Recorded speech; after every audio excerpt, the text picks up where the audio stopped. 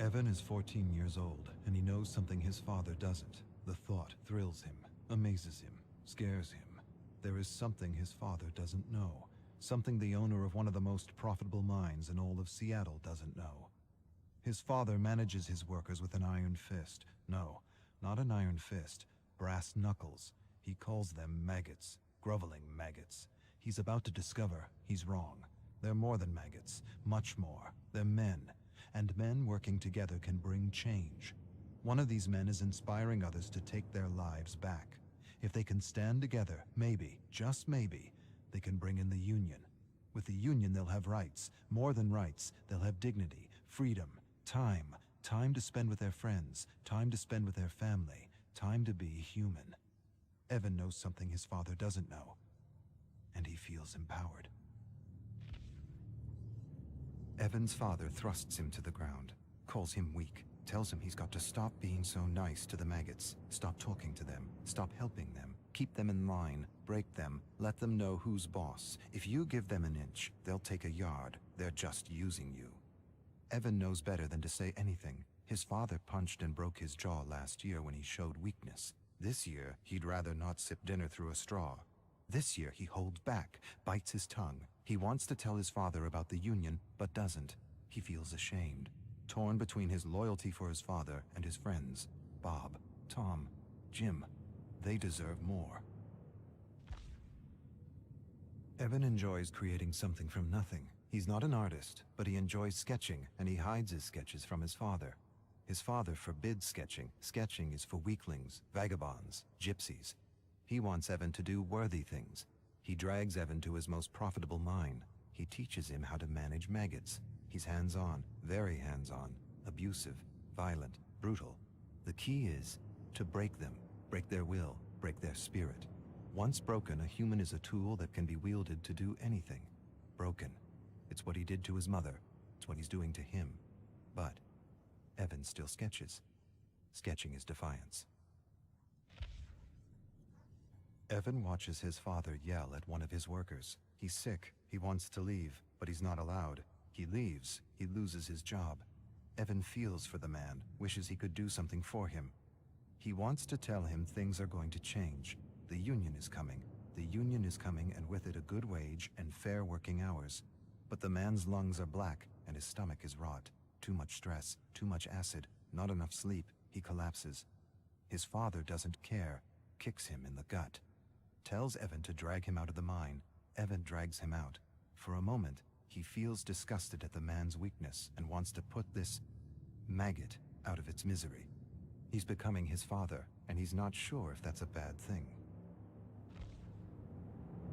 Evan's father forces him to set a bear trap in a dark forest. His father's obsessed with hunting bears, always has been, always will be.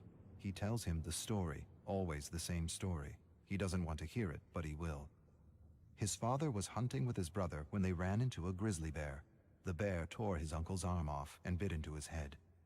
Evan's father jumped on the grizzly's back, stabbed the bear endlessly, killed the bear, ripped open its stomach to retrieve his brother's head, carried his brother's mutilated body 10 miles to their family estate. This time it's 10 miles, last time it was 5, his father grins. The story is changing with every telling. Sometimes Evan wonders if there even was a bear. Evan's inspired in a way he's never been before. Furiously, he sketches his father in a bear suit killing his uncle. He never met his uncle, but he's seen pictures. His uncle was a philanthropist, a bleeding heart, disloyal. He would have run the business into the ground with proper wages and all that socialist crap. That's why he had to go. Evan doesn't have proof, but he knows. Deep down he knows his father murdered his uncle. Tied him up, left him for a bear. There was no knife, no fight, no honor. Just a terrible death for a disloyal worm. Evan suspects all this, and yet he doesn't feel disgusted or ashamed. He feels something else. Something he's trying not to feel. Something he won't admit to himself. Evan looms over his father's bed and watches him sleep. He hates and loves him at the same time. Sometimes he wonders what his life would be like without him. He owes him so much, and yet he's miserable and alone. He raises a massive gray stone and holds it there for a long minute that feels like forever. He could be free. truly free. But he can't. Not like this. He could free himself in other ways. Accidents happen. Hunting accidents, mining accidents. He could lure him into the bowels of the mine and ignite a stick of dynamite. No way he'd survive. But despite it all, Evan can't do it. His love is bigger than his hate. He owes him too much. Evan sketches his father in a bear suit drowning his mother. He never believed his father's story. Something didn't feel right. His eyes, his grin, his lack of empathy. She was pulled into a current and never seen again. His mother. She was beautiful. Blonde hair, blue eyes, fun, full of compassion. His opposite. She didn't just go out to swim one morning and never come back. She was getting in his way, and no one gets in his way. Not even family. Especially not family. Obedience or death. Evan's tired of obedience. Yes, he's loyal to his father, but he's also loyal to his friends. They talk to him, encourage him, think he's a great artist. He has friends. He's never really had a friend. His father wouldn't allow it. Waste of time. They're using you. Yes, he's loyal to his father, but he's also loyal to his friends. They deserve better. Evan's father stares at him across the dinner table. He knows.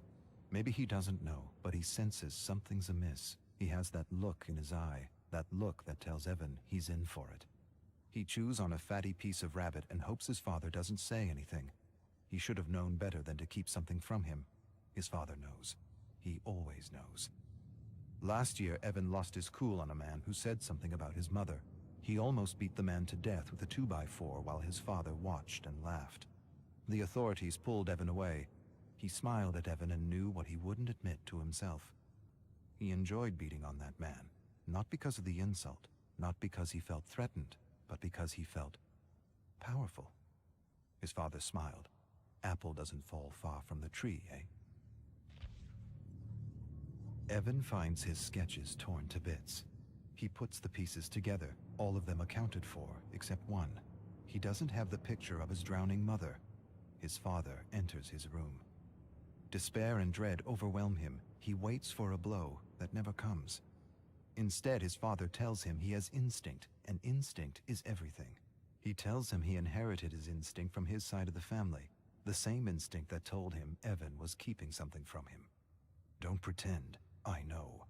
A few of your maggot friends sold you out for a few dollars. Evan starts but doesn't say anything. Can't say anything. The words are caught in his throat. He apologizes. His father says nothing, walks away. Evan follows him to his bedroom where he sees the picture of his dying mother, framed above the bed.